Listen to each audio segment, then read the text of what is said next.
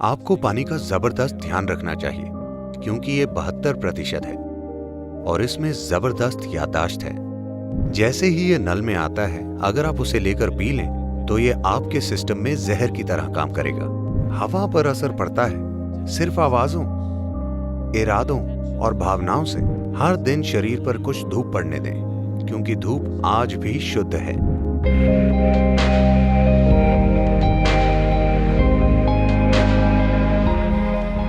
प्रणाम सद्गुरु। मैंने आपको कहते सुना है कि शरीर का 70% पानी है और अगर हम ऊर्जावान पानी पिएं तो हम शरीर और मन पर पकड़ बना सकते हैं। क्या ये हमारे द्वारा ली गई हवा और भोजन के मामले में भी सच है? क्योंकि शहरों में हमें प्रदूषित हवा में रहना पड़ता है और हमारी कंपनियों में एयर कंडीशन कमरे होते हैं। तो क्या आप भूत शुद्धि प्रक्रिया को विस्तार से समझा सकते हैं? अगर आप अपनी कंपनी को कहें कि मैं एयर कंडीशनर के बिना काम करने के लिए तैयार हूं तो वो बहुत खुश होंगे। इससे उनका बहुत पैसा बचेगा, है ना? और ये आपके लिए कई तरीकों से अच्छा होगा, लेकिन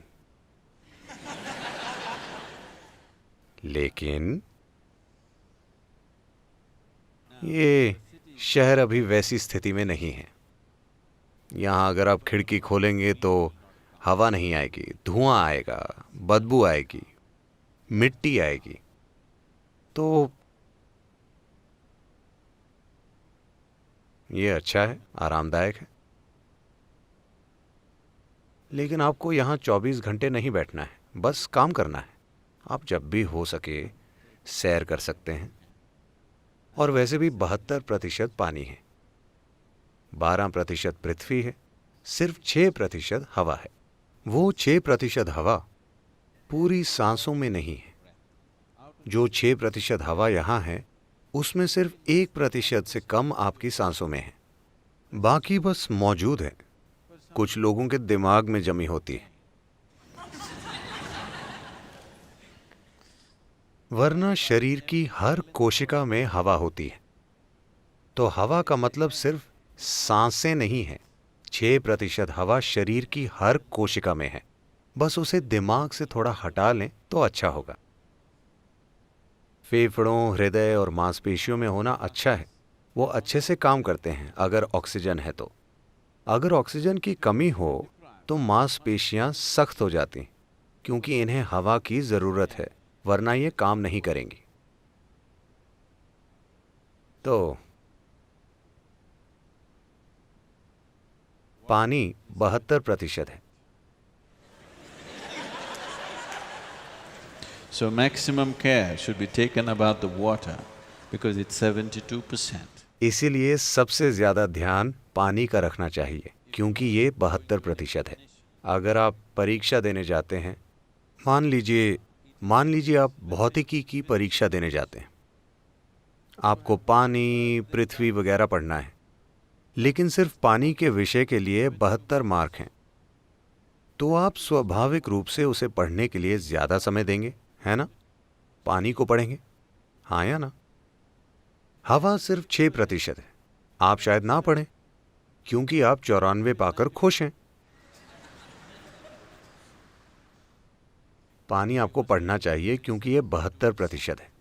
आपको पानी का ज़बरदस्त ध्यान रखना चाहिए क्योंकि ये 72% है और इसमें ज़बरदस्त याददाश्त है। अगर मैं इसे खोलूं या बिना खोले भी अगर इससे कुछ कहूं तो ये याद रखता है। इस दिशा में कई प्रयोग हो चुके हैं।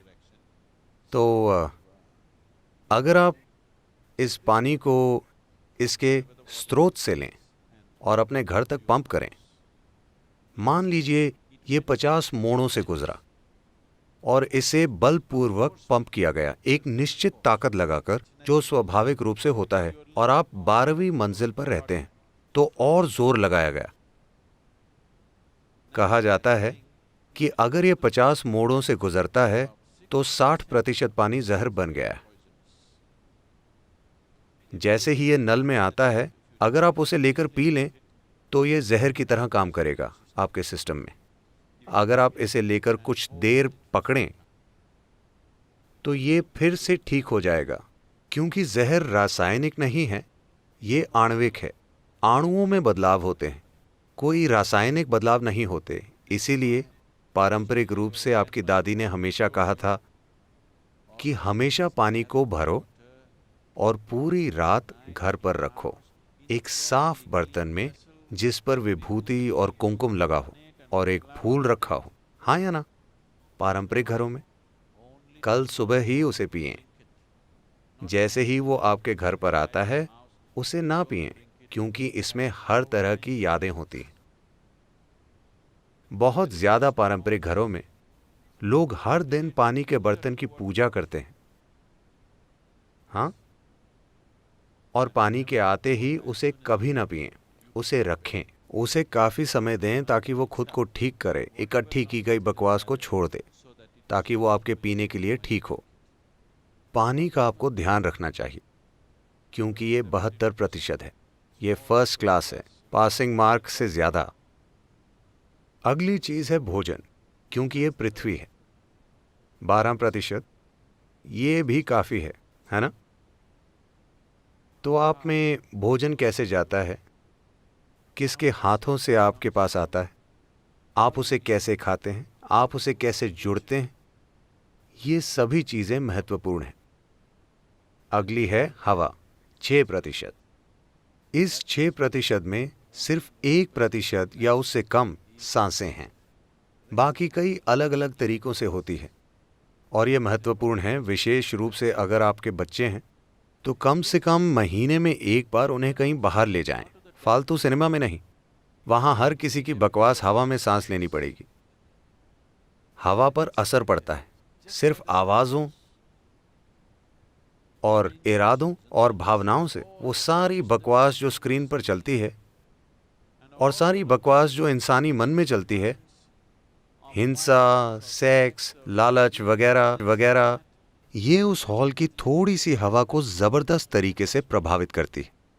तो उन्हें सिनेमा ले जाने से अच्छा है उन्हें नदी पर ले जाएं, उन्हें तैरना सिखाएं, पहाड़ पर चढ़ें। पहाड़ कहाँ है सद्गुरु? हिमालय बहुत दूर है। आपके बच्चे के लिए एक छोटी पहाड़ी भी बहुत है। हाँ, एक छोटी चट्टान भी, बस उस पर चढ़कर बैठें। बच्चे उसका बहुत आनंद लेंगे, वो तंदुरुस्त बनेंगे, आप तंदुरुस्त बनेंगे। और सबसे बढ़कर आपका शरीर और मन अलग तरीके से काम करेंगे। और इससे भी बढ़कर आप सृष्टा की सृष्टि से जुड़ेंगे, जो सबसे महत्वपूर्ण चीज है। उस बकवास से नहीं जो आपने बनाई है। हाँ, वो अभी आरामदायक है, पर वो सब कुछ नहीं है। तो रेस्टोरेंट जाने के बजाय, सिनेमा जाने के बजाय, ऐसी किसी और जगह जाने के बजाय कम से कम महीने में एक बार, इसमें कुछ खर्च नहीं होता। हाँ, कुछ खर्च नहीं होता। आप अपना भोजन वहां ले जा सकते हैं और वहां खा सकते हैं। वैसे भी आपको खाना है, आपको उस पर पैसा खर्चने की जरूरत नहीं है। इससे भी अच्छा होगा अगर आप बस और कार पर भी पैसे खर्च नहीं करना चाहते तो आप सभी साइकिल चलाएं। बस हैदराबाद से 3 या 5 किलोमीटर दूर एक पहाड़ पर बैठें, वहां पर समय बिताएं, सूरज को महसूस करें। ये बहुत जरूरी है, आपको कुछ धूप, हवा और अच्छा पानी मिले। Come back, you are doing Bhuta Shuddhi. ऐसा करके आप भूत शुद्धि कर रहे हैं, एक बहुत ही प्राकृतिक तरीके से। ये परम भूत शुद्धि नहीं है, लेकिन आप कुछ भूत शुद्धि कर रहे हैं। मैं यही कह रहा था, अगर आप भोजन, पानी का ध्यान रखें। हवा हमेशा आपके नियंत्रण में नहीं होती, क्योंकि आप शहर में रहते हैं। पानी और भोजन का आप ध्यान रख सकते हैं, और आपके अंदर किस तरह की अग्नि जलती है उसका भी आप ध्यान रख सकते हैं। धूप शुद्ध नहीं हुई है ना? रोज कुछ देर धूप में रहें प्लीज। हर दिन शरीर पर कुछ धूप पड़ने दें, क्योंकि धूप आज भी शुद्ध है ना? सौभाग्य से उसे कोई भी दूषित नहीं कर सकता। और आपके अंदर किस तरह की अग्नि जलती है? क्या ये लालच की अग्नि है, नफरत की अग्नि है, नाराजगी की अग्नि है, क्रोध की अग्नि है, प्रेम की अग्नि है, करुणा की अग्नि है? आपके भीतर कैसी अग्नि जलती है? आप उसका ध्यान रखिए, फिर आप अपनी भौतिक और मानसिक खुशहाली की चिंता मत कीजिए, उसका ध्यान रखा जाएगा।